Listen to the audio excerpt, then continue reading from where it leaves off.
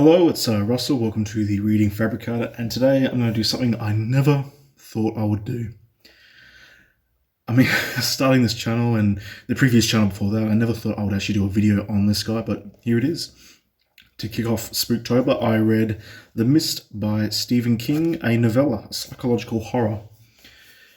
Now, I had plenty of Stephen Kings to choose from. I figured, given how October is the month for reading horror, and he is the go-to guy for reading horror, I figured I'd better read one of his works, and I better, based on my previous history with him, and for those of you who are aware, or maybe not aware, I have a pretty mixed relationship with his work in general. More to do with his writing style than the actual stories. I think he's a good storyteller, but his writing style doesn't just click with me, I don't think. So keeping that in mind, I decided to go for one of his shorter books. And given how I was a fan of the movie The Mist, even though it's been many, many years since I saw it. I think the last time I saw it was when I was in high school, and thoroughly enjoyed it as well. Even though the thing that comes back to most people's mind is either the pharmacy scene involving the spiders or the end scene, which I won't spoil for anyone who hasn't seen it. I decided to pick it up and give it a good read, and I did it in about 2 days, and you can too. It's about 181 pages, so it's quite short. And I liked it. It's up there with, I think, The Gunslinger, the first book in the Dark Tower series, as amongst my favorite Stephen King works. Now, did I love it? No, I did not love it, but I thoroughly enjoyed it. I thought it was a fun read, sometimes a chilling read. It details both horrors of a different kind, the supernatural horrors of this almost Lovecraftian type thing with these beings that come from another dimension, possibly, but also the horrors of people when they're in a tense situation, when we're in a scary situation and they just can't find ways out of it, so they resort to other means to survive. Basically, fear is a big factor in this book. Plays a huge part in this novella. The story of a family of three. We got David, who is a commercial artist. Sometimes he does posters for movies and whatnot. He's quite successful that way. We got the son Billy, and we have the mother Steph. And then we also have their neighbour, Brent Norton, who is a hotshot lawyer who lives next door and has had a dispute with them in the past. So they don't really get along very well. But the whole thing involves a freak storm that comes past. They live almost at the end of this lake, and they see a freak storm just coming across the lake and just destroying everything. There's trees being felled. And in the morning, after they come up from the shelter, they find the damage. They find the boathouse of theirs has been destroyed by the next door neighbor's tree that he's constantly asked them to take down because it's dead.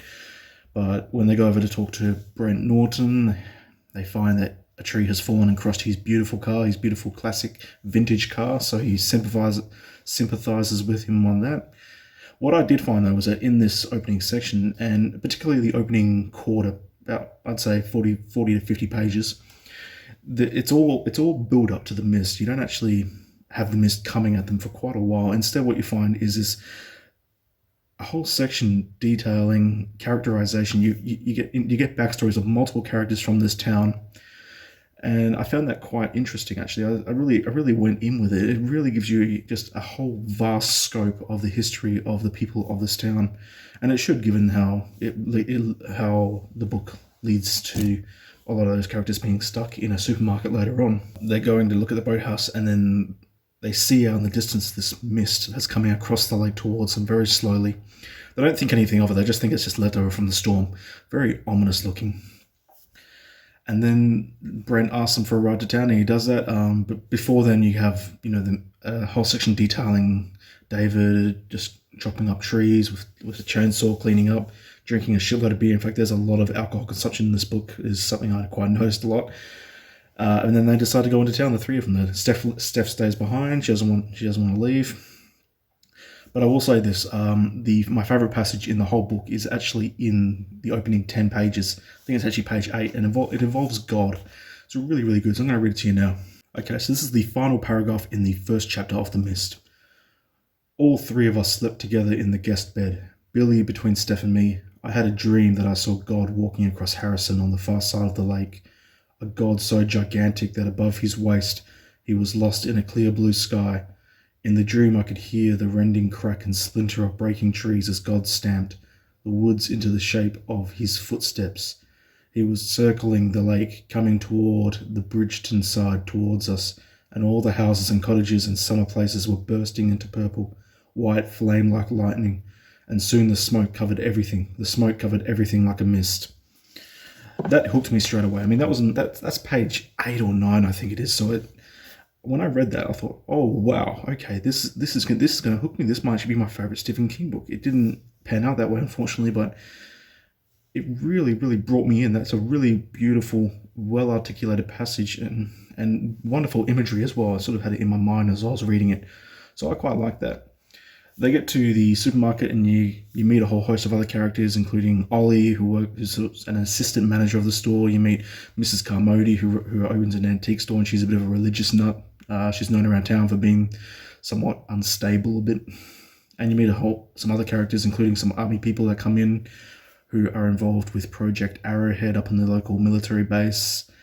There's a few hints and implications going on there where you find out about what they're doing up there. Some people are talking about them smashing atoms together, opening worlds to another dimension, what have you. You never actually find out. So I think it's cool how they leave it open to interpretation. So you're never quite sure what leads this mist and what leads these happenings to begin. When they get to the store, Billy and Brent go into the supermarket while David tries the phones, and from that thing you find out that the phones don't work, so the telephone lines are down, so you find out the communication has been cut off as well. And then the mist comes. It just rolls through, just completely encompasses the area. You can't see more than 5 feet in front of you, if that. And then what you get from here until the end of the book is just a series of events. One of it involving the monsters in the mist, and another of it involving the monsters inside the supermarket, them being the humans themselves, and vice versa. It keeps going on like that until the very end. And some of these segments were actually quite powerful, quite good, quite well written. Tense would be a better way to put it, including the section when they go out there to check the generator, and there's a whole argument involving going outside the back loading dock, which leads to the first instances of the tentacles coming under the loading dock and causing all sorts of havoc. There's the scene involving the bugs hitting the plate glass windows, and then bigger creatures coming and taking the bugs off, and they get inside, and it causes this whole almost firefight to go on.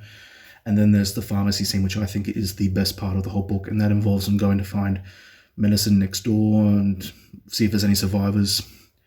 But what they do come across are spiders that shoot cobwebs, that burn through everything. Whatever they touch, if they touch flesh, they'll burn through the flesh. And they're trying to weave their way around all these spiders that are shooting webs and get back to the store. It's quite frightening stuff. Actually, it's a very good piece of terror in this section of the book.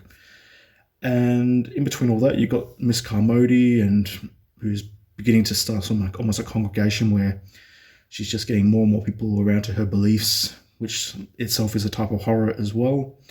People are at their worst when they're terrified or when they cannot perceive or understand what's going on. So they'll resort to, any sort of easy belief system to keep them going.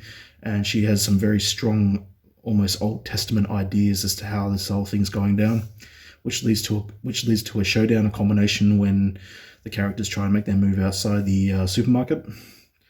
And I don't want to. Okay, well, I'm going to almost spoil the ending here. So if you don't want to find out what happens in the end, I suggest stopping it right here and going and reading the book. But if you have read the book, and most likely you've seen the movie, you'll know where this is going. But basically, the book doesn't end the way the movie ends. It diverts in the last few minutes. But the book is written almost as an after statement. By that I mean he's talking about all these facts after they've happened. So basically, you get the idea from the very get-go that he's actually survived it. He is surviving it up until the end of the book, and is recounting that tale. And you find out about this because he's writing down everything on a piece of paper while the others are sleeping after they escaped from the supermarket in a car and drove it as far away as they can, and they've still got fuel to go. So it's open-ended. It's left to ambiguity. You have to pretty much put the pieces together yourself as to what's going on. The mist doesn't leave. And I quite like that. I thought it was quite good. Stephen King's not well known for his producing good endings, but I thought that was a semi-decent ending. It's still not great, but I'll accept it for what it is. I still think the movie ending's better. But what I most took away from this novella is basically how taut it is. Honestly, the first 50 pages, the mist doesn't even come in. And that's the first 50 pages of a 181-page book. So I was actually getting a bit worried. I was worried that they're not going to fit enough in the rest of the book to be able to compensate for that. But the fact that everything up to that point is a build-up, you get all these implications, all these introductions of characters, it really, really just gives you an epic scope as to everything that's going on. So I really appreciated that. I think the first 50 pages of this is quite informative, and it leads to the rest of the book being just almost like one scene after one scene, or one action after one action happening all at once, how everything just keeps coming at you. And it almost takes your breath away, and you realize that the course of this book only takes place over, say, about 2, maybe 3 days, when honestly you could think of it lasting weeks. So this all happens in a short period of time, and I respect that. I think Stephen King did a decent job creating something small using ideas that are big.